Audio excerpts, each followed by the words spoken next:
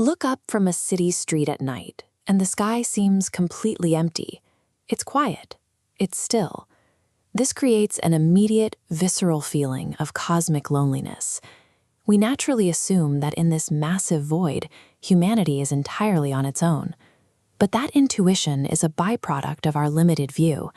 We feel isolated because our eyes are locked to a single, stationary point on the ground.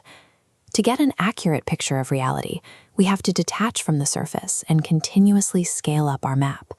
We cannot honestly claim to be alone until we measure the physical size of our local bubble against the sheer volume of space that surrounds it. Pulling straight up and breaking through the atmosphere reveals the city and everything we know, receding into the curve of the planet. A moment of wonder.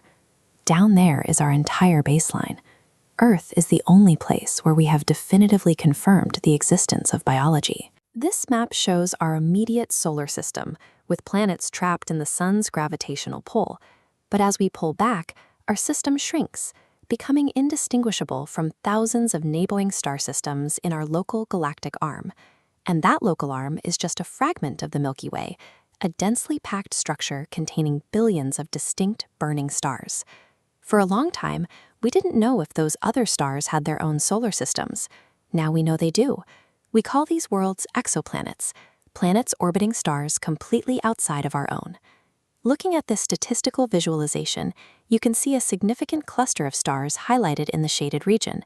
This indicates stars hosting planets situated at the exact right distance to support liquid water. When you multiply billions of stars by the high probability of those stars hosting habitable exoplanets, the assumption that our biology is a unique, one-time event begins to collapse under the weight of the data. Yet, to truly understand the scale of probability, we have to leave the Milky Way entirely and cross over into deep intergalactic space. Our closest neighbor is Andromeda. It proves that entire galaxies naturally cluster together in the dark. Andromeda is massive, containing roughly 1 trillion stars of its own. But even this gargantuan system is just a single entity in a remarkably crowded neighborhood.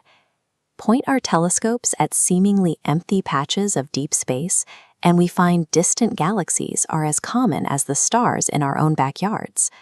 All of these billions of individual galaxies combined make up what we call the observable universe, the absolute physical limit of what we can currently see based on how far light has traveled.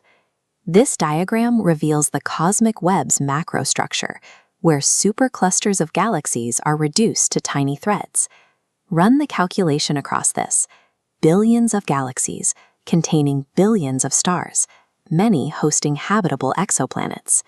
In a physical system of this terrifying magnitude, the mathematical odds suggest that being the only life in the universe would be the most improbable outcome of all.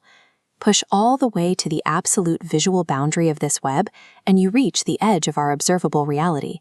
Advanced theories even suggest that this boundary isn't the end. Our entire universe might simply be one contained unit among countless others, floating in a much larger multiverse. Now pull all of that immense scale back down, straight through the galaxies, past the sun, through the atmosphere, and back to the surface. When you look up at the night sky now, it shouldn't look like an empty void. You are staring into a dense, heavily populated mathematical probability.